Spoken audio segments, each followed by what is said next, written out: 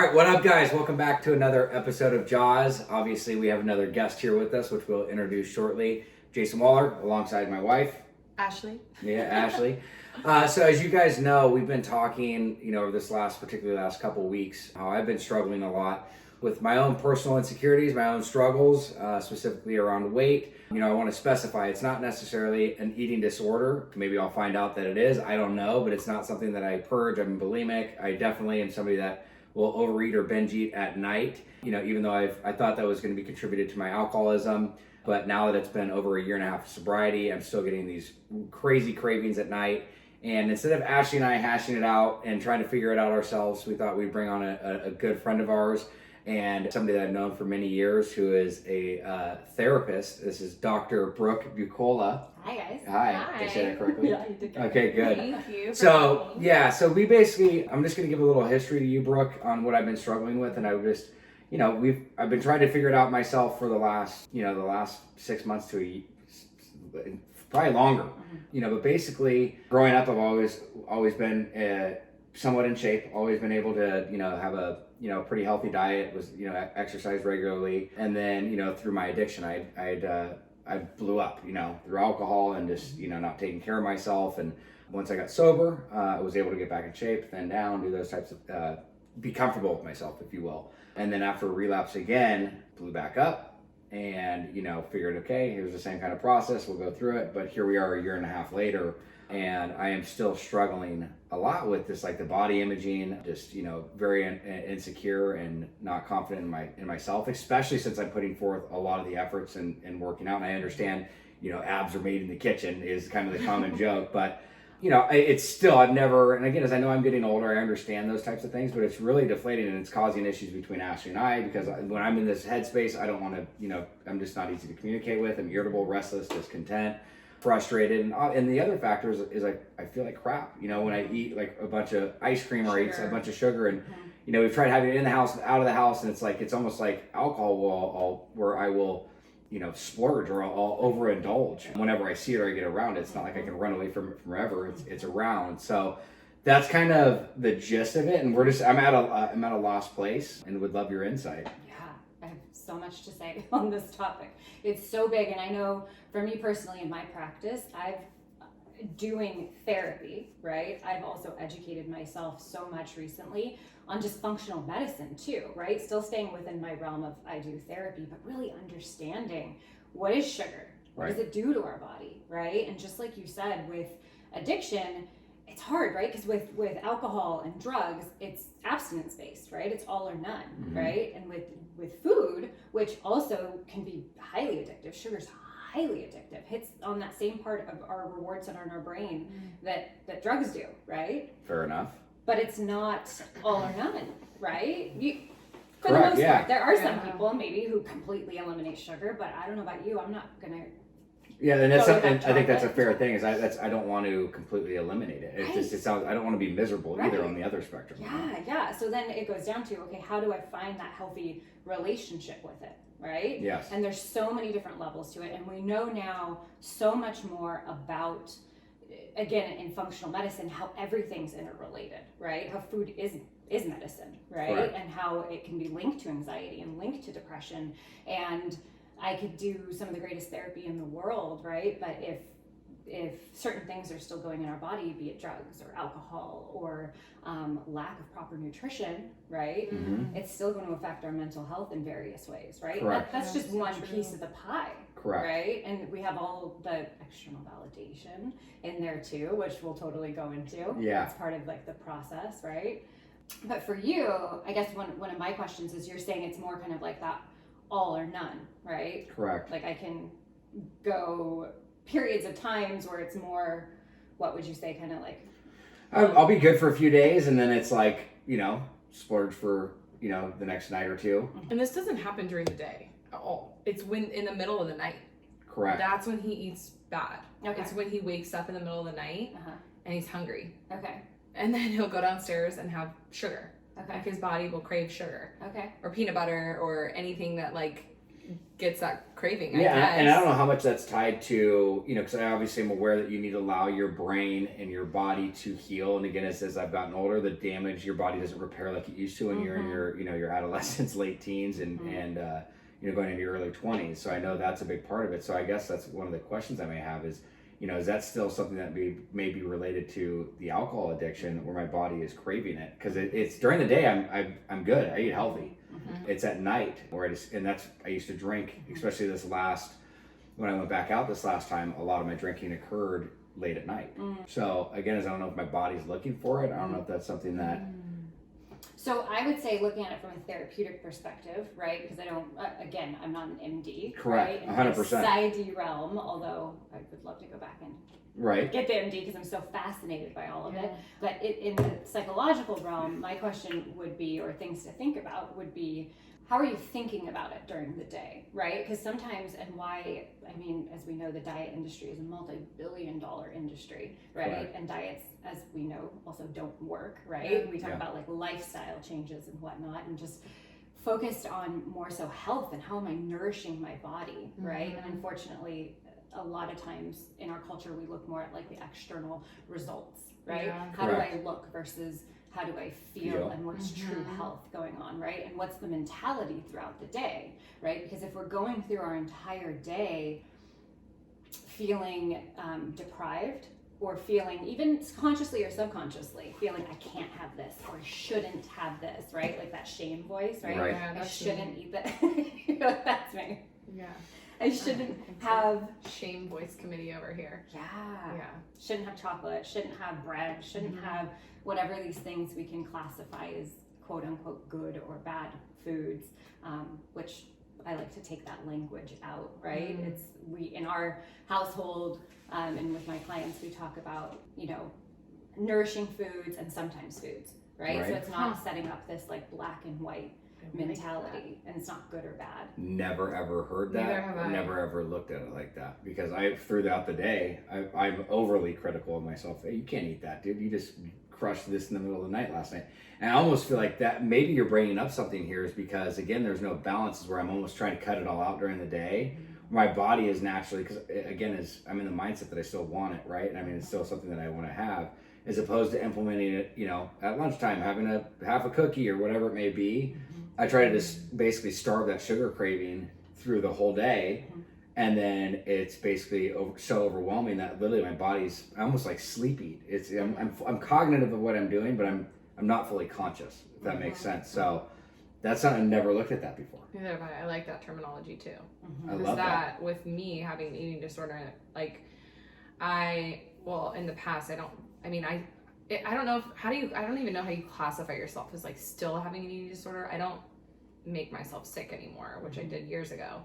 But I still have the same mental behaviors of feeling upset and guilty and shameful if I do eat certain things or weight gain or anything like that. I'm very critical of my body image.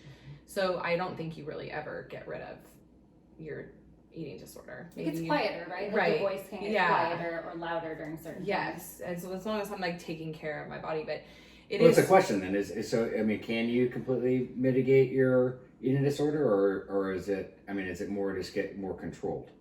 I think, which is interesting, right? Like step one. Right? Powerless, yeah. Powerless and whatnot. I would say I like that like you talked about in a previous episode, right? Like you externalize the ED, you named Ed, right? Yeah. And similar with like addiction, right? The addiction has, like alcoholism has the alcoholic's voice, right? Correct. What is the alcoholism? What does the addiction want for us? What does the ED want for us, right?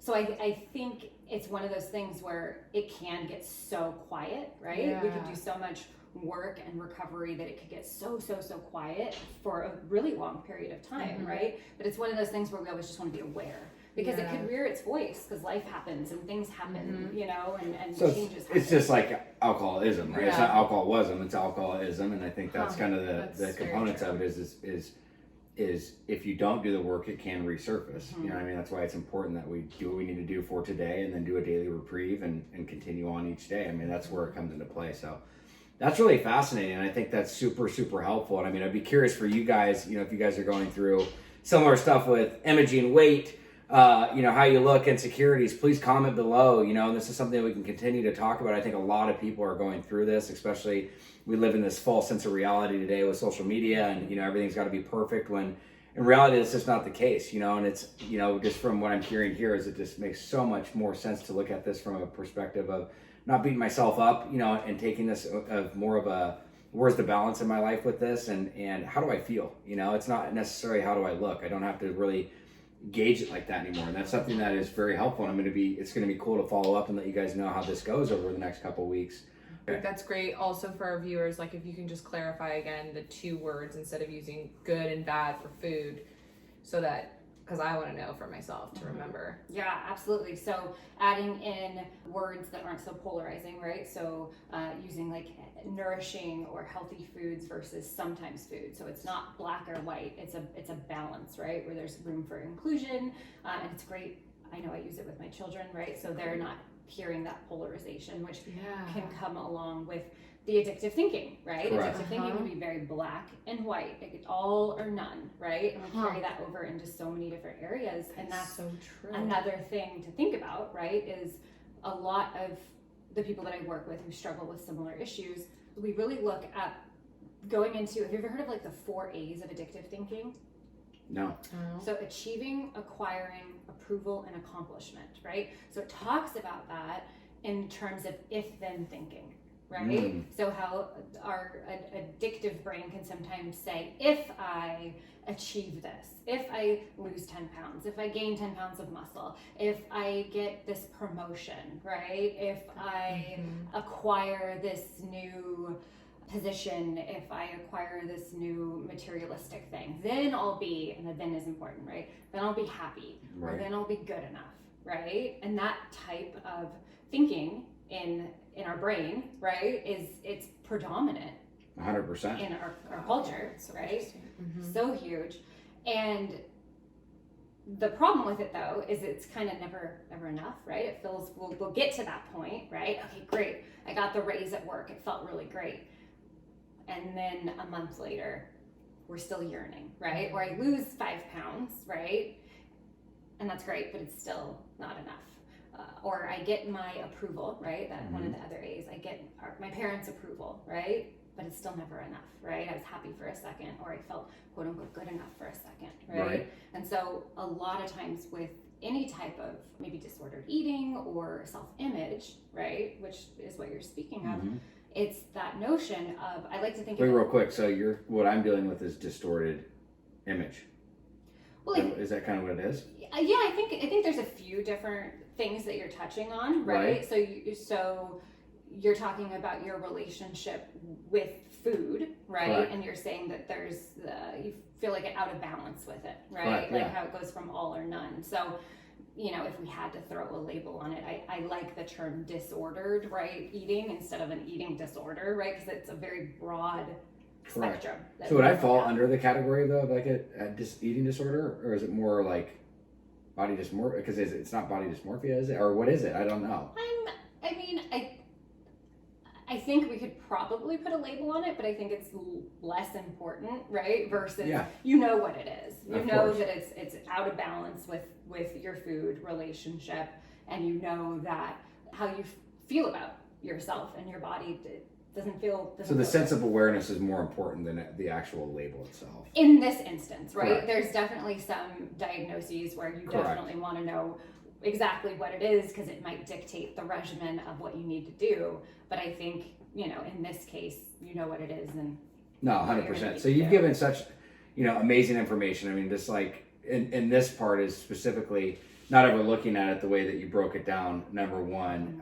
2 is, instead of it being such a physical thing, for you guys out there, I know we live in this false sense of reality today, and it's easy to want to be perfect, right? Especially when you see an image, but really kind of going back into, seeing how I feel. And I think that's the big component of it is like, that's the other thing, the negative talk almost contributes to this whack out of balance thing that I experience later on at night when I'm, not fully conscious and cognitive of my day, as opposed to just being a little bit lighter on myself. So I think those are very valuable tools. And I think, is there any other areas though that you think I could work on, again, this is just a short little session around this, but again, as I want to give updates and follow up on how these things are going, is there any other things that you can give direction on for for me to take away this week? Totally. I would probably say, going back to what we were just saying about the external validation, if then thinking, right? Being aware of how maybe we're utilizing that throughout the day, right? How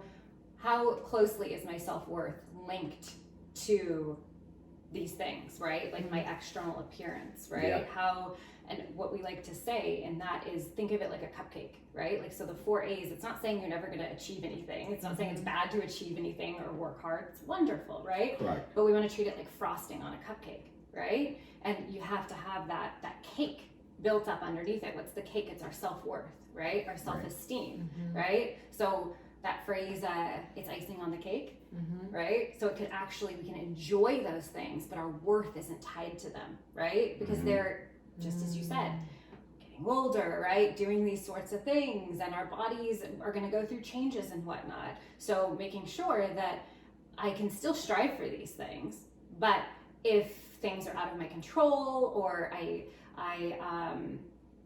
am working super hard to do this exercise regimen and I'm seeing X, Y, and Z results, but I know I'm healthy and I know I feel in balance and I feel great, that we have that base of the cupcake, right? Our self-worth built up. So really looking at how we're using the if-then thinking, and really looking at, okay, what does my cupcake look like? Like how full is that cake, right? Am I trying to turn frosting into cake, right? Am I trying to turn the 4 A's into self-worth, right? Because frosting can never be cake. Frosting's great, it's awesome. It's like my favorite part, right? But it doesn't exist. It's the foundation. Right. So again, the 4 A's are achieving, acquiring, approval, and accomplishment. Wow. And in utilizing those 4 things, I'm just gonna. You're almost doing it the opposite though. That's why when she's saying that, I'm seeing it as you're putting yourself, if I don't eat these, then I will be fit, or if I don't have these things, instead of like letting yourself have those things and not shaming yourself for having those things, you're restricting yourself from them. So I almost feel like you're putting that thinking on it. If I don't eat sugar, if I don't eat that throughout the day, then I'll be lean and fit. But then, because you're not giving yourself any. And you're saying it's the opposite of that. Well, I could think be both. I think is both, but even take a step further. Like what? Because at the end of it, aside from what you're eating, why? Right? Am I doing it for my health and to nourish my body and to feel strong, or am I doing? Is this a health regimen or an appearance regimen? Right? And okay, got it. And not to say it could be a balance of both, right? But where we're going to find a little bit more inner peace is focusing on our inner health, right? Yes. Which is exactly like, so a lot of times when you will eat bad the night before, or the night before, you'll wake up and you'll say, I'm not eating anything until lunch. So you're not giving your body the nourishment. So then you're probably feeling even worse. Instead of like beating yourself up and not eating those things, you could maybe try and just say, okay, I'm just going to have a healthy breakfast this morning. And at least you're feeding your body with the nutrients and the nourishment instead of starving yourself until lunch. But it's so funny. I mean, up. everything in my life, when I have more balance in it, just in general, always tends to go better. And the one thing that I don't have balance in my life is food. You know what I mean? Whether it's one extreme or the other, there's never been real good balance in that. And it just goes to anything with, I mean, especially just living in recovery. I mean, a big part of my life, just your schedule, your, how much you're putting into your life in general, and then everything comes into balance. And so I really want to, again, I think this is good for me. Yeah. It's like a good little takeaway. Same. And again, as it comes up, because this is something I've never tried. We've tried all these different angles and all these different approaches, but never looked at it from this perspective and approaching it in a different way. So I'm excited to, practice that. And I appreciate the insight on that, and excited to update you guys. And hopefully this was helpful for you guys if you're struggling or going through something similar. Again, please, comment and let us know what it is that you're going through, because we can bring these topics up and talk about it. So look, I think this was phenomenal. You know what I mean? The 4 A's is something I'm definitely excited to take away, especially, to really look at it, and what is, when I'm doing certain things, especially towards food, is what am I trying to achieve with it? And I think those 4 A's are going to be a great example. Is it for the right reason or for the wrong reason? Right. And I think a lot of it, like you were saying, Ashley, it's been for the wrong reasons. You know what I mean? And I think I'm jeopardizing and actually causing more harm than good the way I've been trying to approach this. And that's probably a huge factor with my mental, emotional, health, and just my response and the irritability and the restlessness. I think the verbiage too was great for me, because I think a lot of times, even as a parent, besides just talking to myself, but as a parent, telling Delilah this is good or this is bad, and not using that terminology with her, and just saying this is nourishing, healthy, nourishing, these are sometimes foods. I like that a lot better. And going into, we didn't even touch on, when we label foods as good or bad, right? We ingest these foods. So if we eat a quote unquote bad food, it's like a shame. It's directly associated with how you're thinking about it. What do we say in our language? I'm bad. Oh, it was so bad today. I just had a piece of cake. Right? Like, it's so shameful. There's something so much lighter if you're like, I just ate some sometime food, as opposed to like I ate horrible. Because there's so much negative associated with it. You feel horrible, and oh my gosh, so good. No, this is I honestly, this was so helpful for me, and it's like I was at a point of almost hopelessness, because I've like looked, read, tried so many different things, and it's just amazing when you open up and you can kind of just explain what's going on, how you always get, good feedback. So I think that's a part of it too, guys, is just being open and vulnerable and being able to reach out and connect with people. And obviously I'm stoked that I have a lot of friends that are therapists and stuff, so it helps out a lot more. But that's why we're doing this. So again, we're going to wrap this one up, because we still have a lot more questions, but we want to be mindful of your guys' time. So tune in next week for our continuation with Dr. Brooke, and have a beautiful day, and we'll go from there. What up, guys? Thank you for watching another episode of JAWS Diaries. Hey, if you or a loved one is struggling and you guys need some direction, some insight, and you're just lost, please fill out the link below, and we'd be happy to help.